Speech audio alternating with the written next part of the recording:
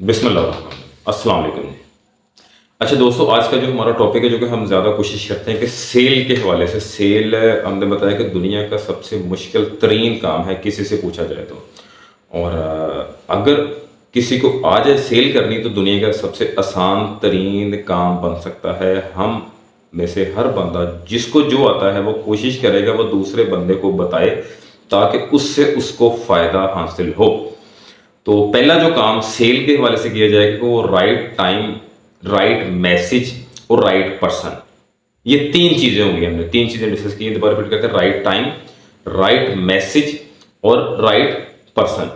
हमने ये तीन काम करने हैं। अगर ये तीन काम हम परफेक्टली कर रहे हैं तो डेफिनेटली हमें जो सेल कर रहे हैं उसमें आसानी पैदा होगी, और डेफिनेटली जो हमारा डिजायर्ड ऑब्जेक्टिव है उसको अचीव कर पाएंगे। पहले हम पहला पॉइंट डिस्कस करते हैं कि राइट टाइम।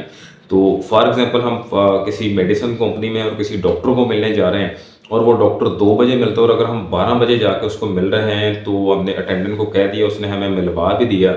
वो पेशेंट के दौरान बिजी था, उसने हमें मिल भी लिया, सीनियर था या हम अकेले गए, लेकिन वो हमें प्रॉपरली टाइम उस तरह से नहीं दे पाएगा। हमें टाइम लेना है उसकी मर्ज़ी के मुताबिक, जिस वक्त वो हमें टाइम देना चाह रहा है, जिस वक्त वो कन्वीनियंट है, जिस वक्त वो मेंटली रिलैक्स है और हमारी बात सुन सकता है। हमने वो टाइम चूज़ करना है, ना कि वो टाइम चूज़ करना है जो कि उसका फेवरेबल नहीं है, नंबर एक। नंबर दो, जहाँ पे बहुत रश है और जहाँ पे वो सुनना नहीं चाह रहा। इसी तरह हम अगर किसी और फील्ड में काम कर रहे हैं, किसी कस्टमर को मिल रहे हैं, या हम करियाना फील्ड में जा रहे हैं, तो करियाना वहाँ रश लगा हुआ है, कस्टमर आया हुआ है, कस्टमर उससे कुछ चीज़ बाय कर रहा है और हम अपनी कॉल किए जा रहे हैं, उससे टाइम मांगने की कोशिश कर रहे हैं कि वो हमें टाइम नहीं देगा। अगर वो दे भी देता है तो वो हमारी बात प्रॉपर नहीं सुनेगा। हमारा मकसद उसको बात सुनाना नहीं है, मैसेज देना नहीं है।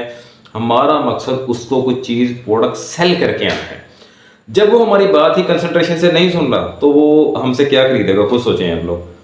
तो भाई राइट टाइम बहुत ज़रूरी है। पहले तो टाइम ये चूज़ करें कि यार उसके पास कम वक्त कब होता है, उसके पास कोई कस्टमर तो नहीं खड़ा, वो अकेला है, वो फ्री है, वो मेंटली रिलैक्स है, घर से लड़के तो नहीं है, मूड फ्रेश है। नहीं फ्रेश तो पहले ग्राउंड बनाएं उसके साथ, आप थोड़ा सा ब्रिजिंग बनाएं। ब्रिजिंग के बाद आप उसके साथ फर्दर अपनी कन्वर्सेशन कर सकते हैं। तो time should be convenient for the customer, कि वो उसको जो ईजी लगता है वो होना चाहिए। और फिर मैसेज क्या होना चाहिए जी। हम समटाइम फॉर एग्जांपल हम फार्मास्यूटिकल में हैं, डॉक्टर है कि लीवोफ्लॉक्सासिन एक प्रोडक्ट है एंटीबायोटिक, वो लिख ही नहीं रहा, हम उस पर फोकस किए जा रहे हैं। हम उसकी बजाय फोकस ये करेंगे यार वो ओमेप्राजोल लिखता है, स्टमक की मेडिसिन है, मैदे की मेडिसिन है, वो ज़्यादा लिखता है, तो हम उस पर फोकस करें। दूसरी तरफ अगर हम दूसरी फील्ड में आते हैं, किराना स्टोर पे आते हैं, तो मैं एक कस्टमर है उसको मर्च की कॉल कर रहा हूँ। वो सुरख मर्च यूज़ ही नहीं करता, वो ओपन पॉलिश यूज़ करता है, लेकिन कंपनियों में अमूमन पैकिंग में आता है, पैकिंग को वो पसंद नहीं करता। तो मैं उस पर फोकस क्यों कर रहा हूँ। मेरे पास एक प्रोडक्ट कोई और है, फॉर एग्जांपल मेरे पास नमक है, मेरे पास सिरका है, मेरे पास कोई और चीज़ है फॉर एग्जांपल, तो मैं उसके ऊपर क्यों नहीं फोकस कर रहा। मैं वो फोकस करूँगा जो प्रोडक्ट वो मेरी आसानी से ले सकता है और जिसका शेयर उसके पास ज़्यादा है, जो शेयर सबसे ज़्यादा वो इस्तेमाल कर रहा है। एक बंदा हैंड वॉश, कॉस्मेटिक अगर मसाले तो हैंड वॉश भी यूज़ कर रहा है और ब्यूटी क्रीम भी यूज़ कर रहा है। तो मुझे प्रोडक्ट वो चूज़ करनी चाहिए कि जिसका इस्तेमाल उस कस्टमर के पास ज़्यादा। अगर उसके पास हैंड वॉश ज़्यादा यूज़ हो रहा है तो मेरा प्राइम टास्क, पहला प्रोडक्ट वहाँ पे हैंड वॉश होना चाहिए कि हैंड वॉश में शेयर लूँ। दूसरा प्रोडक्ट मेरा डेफिनेटली वो वाइटनिंग क्रीम होगा, फिर थर्ड, फोर्थ और फिफ्थ होगा। तो राइट मैसेज देना भी बहुत ज़रूरी है। सम टाइम हम कस्टमर को वो प्रोडक्ट बता रहे होते हैं जो उसकी नीड के मुताबिक नहीं होती, जो उसको खरीदना नहीं चाह रहा होता, हम ज़बरदस्ती बेचना चाह रहे होते हैं। हमें तो भी बेचनी है लेकिन उससे भी खरीदनी है कि नहीं खरीदनी, ये देखना ज़रूरी है। तो तीसरा पॉइंट है मेरा राइट पर्सन।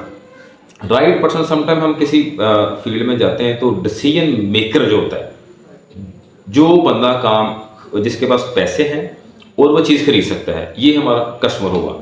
दूसरा जो बंदा डिसीजन मेकर है, फॉर किसी अब बैंक से गए, कोई पॉलिसी लेनी है, तो एक फैमिली में 6 मेंबर हैं, तो अब एक मेंबर से मिल रहे हैं, तो वो कहता है जी मैं अपने भाई से, अब्बू से मशवरा करके बताऊंगा, इससे होगा कि आपका टाइम ज़ाया होगा, वक्त ज़ाया होगा। तो आपने पहले ये चूज़ करना है कि यार मेन इन पर्सन कौन है, इन्फ्लुएंसिंग पर्सन कौन है, जो डिसीजन मेकर है उस फैमिली में से कौन है, उसको टारगेट करें, उसको ढूंढें, उसके साथ बैठें और जितनी भी कन्वर्सेशन है अपनी उसके साथ करें। आपका वक्त का ज़िया नहीं होगा। इसी तरह हम एक करियाना फील्ड पे जाते हैं तो वहाँ पे 6-7 बंदे काम कर रहे होते हैं, उसमें से छोटा भाई, बड़ा भाई, उससे बड़ा भाई, 3-4 बंदे काम कर रहे होते हैं और फिर एक परचेज़र भी काम कर रहा होता है। सम टाइम तो ओनर खुद परचेज़ करा, सम टाइम वो परचेज़र करा। हमने राइट पर्सन को उन 7 बंदों में से ढूंढना और फिर उससे बात करना, उसे कन्विंस करना, मुतमिन करना। इससे हमारे वक्त की भी बचत होगी और हमारी जो रिजल्ट्स हैं वो भी पॉजिटिव मिलेंगे। तो अगर हमने ये किया कि हमने पहले एक बंदे को कॉल करना शुरू कर दी, सारी डिटेल बता दी, सारा अपना वो थकावट वो वाला काम कर लिया, एंड में पता चला यार वो ऑर्डर तो मैं देते नहीं, डिसीजन अथॉरिटी तो मेरे पास है ही नहीं, वो तो मेरे भाई के पास है, वो आएंगे तो वो फैसला करेंगे, तो भाई आपका वक्त ज़ाया होगा। तो हमने ये 3 चीज़ों पर फोकस करना है। पहले हमने सीखा कि राइट टाइम, दूसरा हमने सीखा राइट मैसेज, राइट प्रोडक्ट, और तीसरा हमने पॉइंट किया कि राइट पर्सन। अस्सलाम वालेकुम।